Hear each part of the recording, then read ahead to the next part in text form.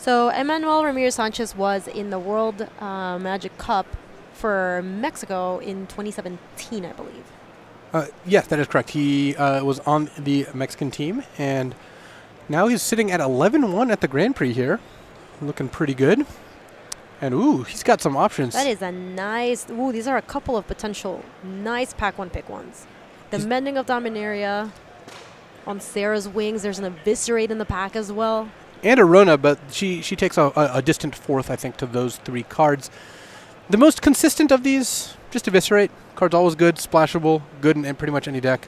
But on Sarah's Wings and the Mending of Dominaria both have very high upside.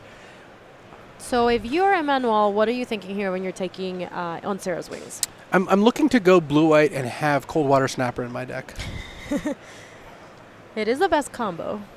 Yeah, making a 5/6 flying vigilance lifelink hexproof creature is really hard to beat, and on Sarah's Wings, it's a fine splashable card, and good in all sorts of decks, but especially good. Yeah, there's a with Snapperino.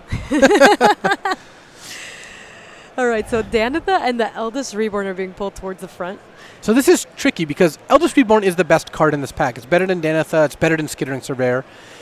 But you already have On Sarah's Wings, so it's a little bit more committal than taking something like Danitha Caption, which also has a little bit of synergy with On Sarah's Wings itself. So it is tricky. If had Emmanuel taken Eviscerate first, it would be easier to take the Eldest Reborn. However, he took in either case. Though I like that.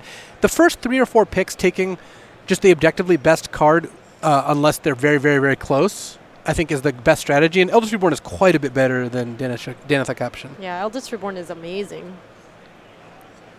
So Yavimaya Sapherd being pulled towards the front. There's that Soul Salvage in the back. Yeah, the drop-off on card quality here is pretty drastic. So one of the things that you learn about draft is as the packs go on, the cards tend to get worse. Next level strats. Even that, with that, Yavimaya Sapherd is a very, very good common. And Emmanuel is sticking to the practice of just taking the best card out of every pack. Sapherd goes quite well with Eldest Reborn. Not as well with On Sarah's Wings, but in all seriousness, as the packs go on, you should value the information from each pack more, because getting past a good black card or getting past a third pick decent green card is a better signal, because a first pick card, there is no signal. Like, you just open the pack, it has no information on what the other players are doing. So Fungal Infection towards the front. He does have that Eldest Reborn to go with it. I like Fungal Infection quite a bit. It's good at all stages of the game, especially good early. And it fits nicely in Black-Green Saplings, which it looks like Emmanuel's leaning towards.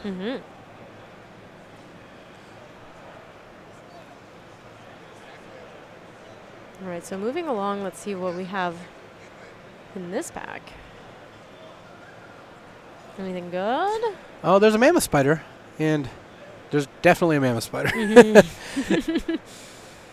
Short Sword is a fine card, and yeah, there's a lot how high are you on that? I like it, especially in like the white-black decks, less so in like the black-green decks, or white-blue decks are good. It's good also. Basically, when you have small white creatures.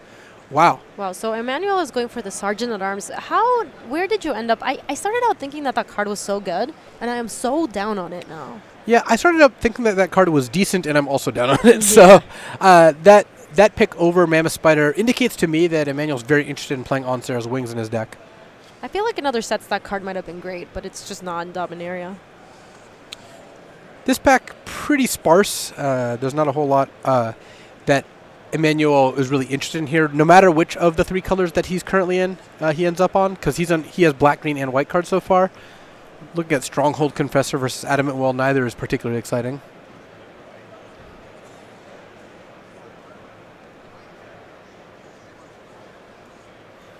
Invoke the Divine at the front. There's a Memorial to Glory. And that's kind of in this pack. It's a Gift of Growth being pulled towards the front as well. Yeah, I like Memorial. The Memorials are just good value. Yeah. The red Memorial is not the most exciting one.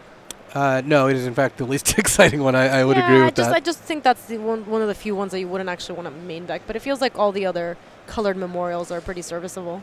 Yeah, they all essentially add an extra bonus spell to your deck. Memorial of War, not so much. Just destroying a land does not do a whole lot for you. Memorial to Genius is nice. We've got a Gitu Chronicler and a Guardians of Koilos in this pack. Really not interested in any of these cards. Chronicler is the highest upside, even though you're really unlikely to play it.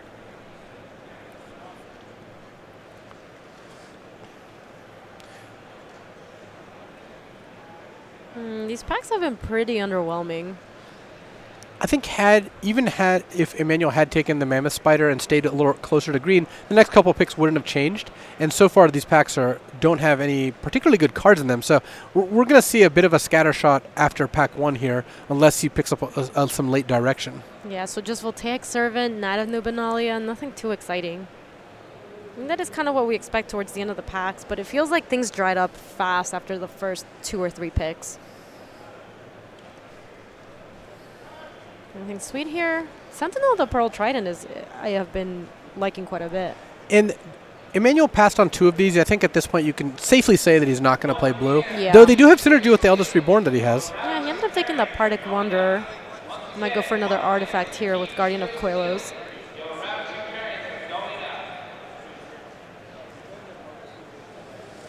And Cabal Paladin, pass, and yeah, if you are Emmanuel, how are you feeling at this point in the draft? pretty bad. Look, a late excavation elephant might actually make the cut. You have a collection of cards that span 3 colors and don't work all that well together. I feel like Emmanuel's pretty firmly in white-black. I would be surprised if he ended up wanting to play green. He just has the Sap Herd here and has consistently prioritized white and black cards. It's just, this is a somewhat low-to-the-ground white-black deck that right now, but besides Onsera's Wings and the Eldest Reborn, is lacking a bit of power. Yeah. This just seems like a hard seat to navigate. There wasn't that much stuff that pointed him towards any specific color other than the first couple picks. Like, there weren't any really loud signs later on. Like, the loudest sign was like a late Gitu Chronicler, but he's just not in a position to really make use of it. Right. So I think that white probably is open. Seeing late Knight of Nubenalia, seeing a late Adamant Will, and a late Memorial to Glory especially, that gives me the sign that white's open, but I can't with confidence say that black is open. I mean, you second picked Eldest Reborn, got a 4th or 5th pick Fungal Infection, and that's basically it. Yeah. So what are you looking for in Pack 2? If it seems like you want to continue being kind of a low-to-the-ground deck since it's pretty underpowered? I think that I would be looking to solidify what my second color is, because you're primary white and you're hoping that white is open. The good thing about the white decks is if you're a white aggressive deck, then your second color is not that important. Like, you can have some pieces of another color and you'll end up being fine. Ooh, so on Eviscerate is the first thing that gets pulled to the front. Yeah, and that's going to really send Emmanuel down the path of being white-black. I have trouble imagining not wanting to take Eviscerate here. You're already leading white-back, and it's the best card in the pack. It is a nice pickup. Was there anything that Emmanuel wants to wheel from this pack? If by some stroke of luck the Jousting Lance comes back, his deck would be very happy with it. I think that might have actually been the second best card for him in the pack. I think that's going to require quite a bit of luck. I feel like people have learned that this card is actually pretty decent. Indeed. And I think that Knight of Nubenalia might come back, but that's not a card I put a really high priority on. Just 1 toughness and a Field of Saplings. Yeah, I was going to say 3/1s against all these 1/1s is... There's also a lot of like pretty cheap creatures, I think, that are just happy to trade against Knight of Nubenalia. Deathbloom Thalet towards the front. There's an Urgoros in this pack as well. Yeah, I'm still a big fan of Urgoros. Yeah, I've been impressed with it. A little slow, but also Emmanuel does have a Cabal Paladin, and it's reasonable to pick up more ways to take advantage of the legendary type. So Urgoros is a card I'm very interested in taking if I think I'm going to be white-black. And we can see Urgoros was indeed highlighted. He's eating and destroying all things, making you discard all the cards.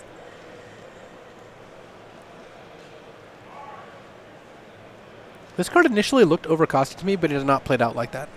And for our players who are wondering, yes, this is in the same draft pod as the previous two drafts we watched. Drafters. So we do know what happened in the other drafts, and those players ended up with some pretty sweet decks. So yeah, so sometimes that leads to other drafters at the table getting the not so sweet decks. Yeah, and unfortunately for Emmanuel, he is, even at this stage in the draft, quite a bit behind the previous 2 drafts we saw. So he's going to have an uphill battle if he wants to 3-0 this pod.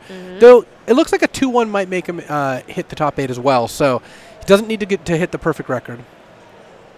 This Mending of Dominaria is not a card that Emmanuel's all that likely to put in his deck, but it's just by far the best card in the pack, and when the packs aren't delivering, you got to keep yourself open. I mean, he wasn't passing that much in that pack in the first place, so... The second Mending actually could solidify. Oh, that is true. There is a second one, but it doesn't look like he's considering it too much. No. Now it's to the front. Yeah, we have a complicated system, which is the cards they put in the front, we assume they're considering them. I mean, that's what most people do. If you really want to trick us, put cards in the front you're not considering them. So I have spotted at the Pro Tour many times, and sometimes, like, the most difficult ones to do when you're a spotter are the players who just look through the entire pack and don't pull anything out to the front. And then when they as a spotter, you have to choose every card. So then they pull a card from the back and just slam it down. Yeah. Yep. So Emmanuel did take the Sergeant at Arms there, a card he may value higher than most, and then that means that he's less likely to want to be green because Mending of Dominaria is a very big card to pass. Unfortunately, that leaves him looking at taking a Llanowar Elves. Llanowar Elves. Yeah, that is a rough sequence of packs. This has been a tough seat to navigate.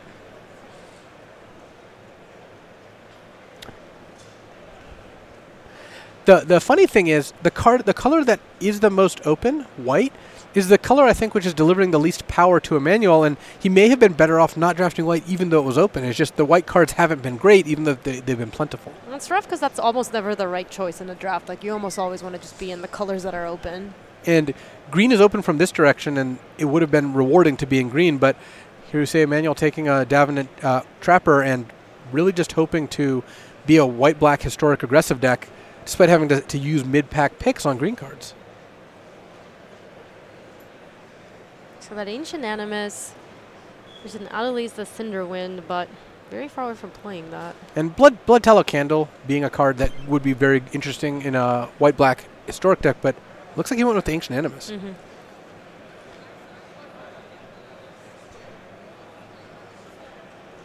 So currently there is no fixing for Emmanuel, is there?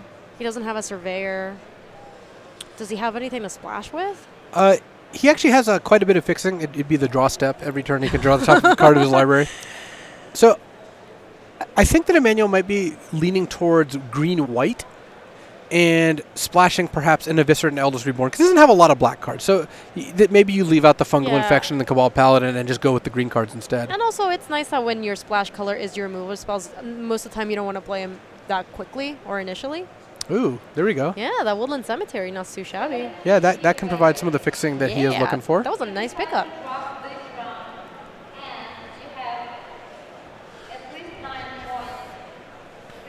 It's always interesting seeing a draft and thinking like, wow, this deck looks pretty good or this deck looks pretty bad. But without seeing all the other drafts at the table, it's actually hard to evaluate because you're not looking at an objective quality. It's relative to what else we've seen. And unfortunately for Emmanuel, the other decks we've seen have been very good. Yes. And, this deck is, he's struggling to find where he's supposed to be. Just the packs have not cooperated with him at all. Yeah, just Llanowar Scouts, and definitely does look like he's moved strongly into green in these last couple picks.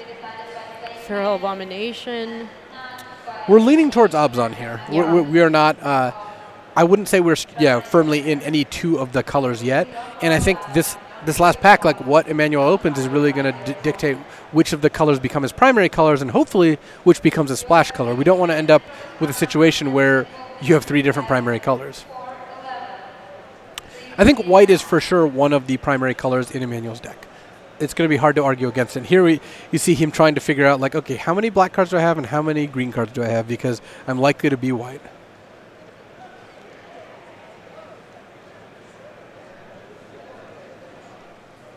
Yeah, this deck needs a little bit more punch. Besides the Urgoros and the Mending of Dominaria, there aren't a lot of finishers, and those are in the two. Oh, it's on Sarah's Wings as well. Sarah's Wings is going to be good for her. Those are the 3 biggest finishing cards, but yeah, like you said, this deck needs closers, and currently those span 3 colors, which means you have to make some tough decisions, especially with the Lone Woodland Cemetery as fixing. If you get Grow from the Ashes, how much better do you think this deck gets? Like, do you still want to just play Absent colors? Or do you want to still try to stick to 2 colors and maybe like splash the black cards? I would be looking, if I were here, to really make a firm commitment to a second color and try to avoid playing. Like, I don't want to have a deck that has Fungal Infection, Llanowar Elves, and Knight of New Benalia in the deck at the same time. Those 3 cards don't work for me as a unit because I'll be fine splashing Eldest Reborn and Eviscerate in white-green, and I'm actually fine splashing On Sarah's Wings in black-green. I'm just less good with playing cheap, mid-level power cards of all 3 different colors because that's the way you just lose extra games to color problems. So we actually saw a little bit of that in some of our earlier feature matches. Yeah, Hao Shan Huang had a red-black-white deck that was not splashing a color. It was a red-black-white deck, and that usually in this format, unless you have double Skittering Surveyor, means that the draft did not go as well as you had hoped. So Emmanuel's really hoping to see a really strong signpost as to whether he should be in black or in green, with white being one of his primary colors. Double Danitha. You didn't take Danitha before, but now there's 2 of her. There's a Pegasus Courser in this pack, too. And I saw a Vicious Offering lurking back there. Yeah, you're right. One unfortunate thing for Emmanuel, though, is he did not take Urza's Ruinous Blast. He wasn't really in a position to do so. He doesn't get that much benefit out of Danitha being legendary, so part of the strength of this card is that it enables other cards in your deck that care about legends, and right now we're not in a position where that matters. To be fair, Danitha is just a good creature anyway. Even if you don't care at all about the legendary text, she's just a very good attacker and blocker. For sure, and she, it offers a good effect at pretty much any point in the game. But something like Vicious Offering is an overall stronger card unless you're doing lots of legendary synergies or an equipment synergies. And that's kind of one of the prices Emmanuel's having to pay. He doesn't know whether he's going to be black or green, so he's just kind of forced to take the less powerful white card as a result. Shauna Sisei's Legacy pulled towards the front. Well, that is one of the rewards. Going into white-green tokens and maybe splashing Eviscerate and Eldest Reborn is something that Emmanuel could do, and that's a good way out. Shauna's very powerful. What Emmanuel doesn't have is time. In pack 1, you get to kind of waffle between different colors, try to figure out which direction you're going, and you don't have to decide. Here, Emmanuel is like about a pick away from having to say, like, I'm just not going to play very many black cards. Right. Like, I can't take, a Deathbloom Thallid and expect to play that in my deck.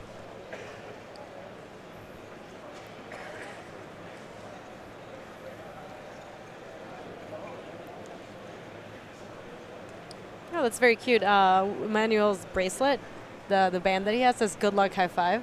So that's MTA's. That's one of MTA's bands. Oh, that's cool. Magic the Amateurings. Ooh, that's Seal Away. Seal Away is a nice little gift. Never turn that down. And white cards are worth more than. He took that very quickly. Yes, white cards are worth more than black or green cards to Emmanuel because he doesn't know which direction he's going to go. Though at this point, without having seen the rest of the draft, my best guess is that he ends up white-green, splashing 2 to 3 black cards. Yeah, the fact that he took that Shauna too, I think, that when you reach the point of the draft where you really have to make the decision, we're late enough that I think taking Shauna there probably means, because you do want to play her on turn 2.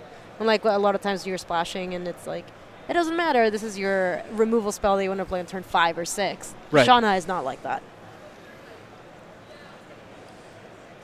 And there's a Gideon's Reproach. Yeah, and that's pretty solid. Thallid, Benelish Honor Guard.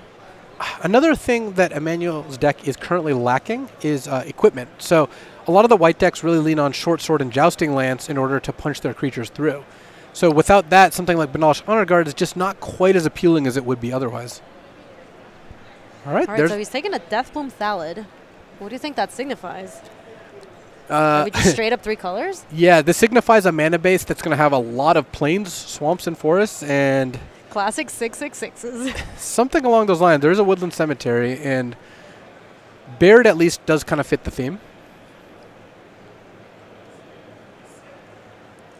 How do you like Baird? Baird is mostly carried on the weight of being legendary. It enables other effects like Urza's Ruinous Blast or any of the legendary spells, and then it's fine. Basically, if the faster your opponent is, the better Baird is, because the taxing ability is good. Against a control deck, this isn't that much more than just a 2/4 for 4.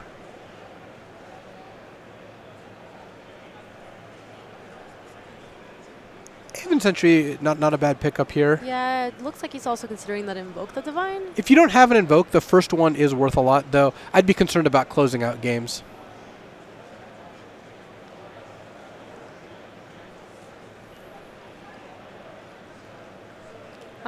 Do you play enchantment removal in your main deck in most decks here, or do you just do that in sealed? I always main deck the first Invoke the Divine unless my deck is very aggressive and focused. I tend to not main deck the first Broken Bond, just because the green decks frequently don't have room for that and have enough reactive cards. Plus, it's at sorcery speed, so it's less powerful. Sure. Ooh, this. So that Jousting lands. I like Gideon's Reproach, and but I would be really tempted to take Jousting Lance here. Having an equipment card to make it so your army of 2/2s and 3/2s gets through is really, really important. Yeah. And Emmanuel actually kind of has a decent amount of removal. He's got Eviscerate, he's got Eldest Reborn, he's got Seal Away. So to be fair, those are on Splash, so it's not like they're going to be super easily available. They're that is also true. all expensive. But yeah, that Jousting Lance looks like it would be really important to the deck. How about that Daring Archaeologist? That is a solid card. It fits nicely with a historic theme. Though it is always cool if you have artifact creatures to trade off. But I don't think, besides a Partic Wanderer, Emmanuel's not really flush on those. Maybe a Guardians of Koilos.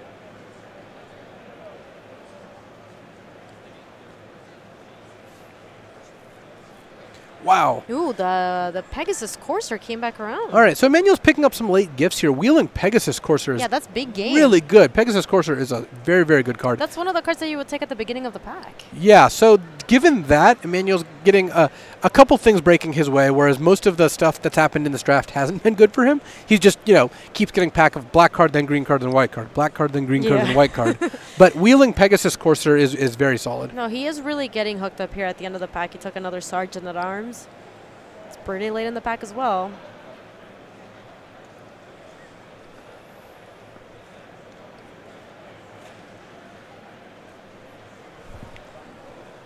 Well, if you like Sergeant at Arms, Emmanuel does have 3 of them, so it does work well with Shauna, and has some utility as just a card that you can play on turn 3 or turn 6. It feels like a 2/3 is not very impressive at that point in the game in this format, and then once you get to the 6 drops, I think there's a lot of things you'd rather be doing than kicking a Sergeant at Arms. You need to have a good amount of synergy, so I'm looking for equipment really helps, or sacrifice effects, that sort of thing. Shauna definitely counts. Ooh, still passing up on that Rad Colony. Not today, rats. Not today. Now, if it was a foil rats... You still wouldn't take it. Well, I don't know. Rats foiled again.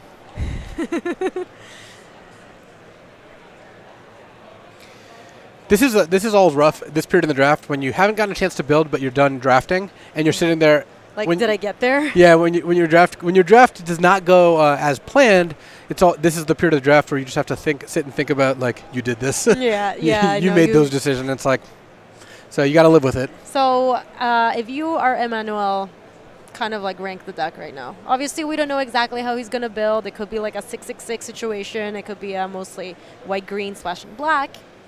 Sort of deck. How are you feeling?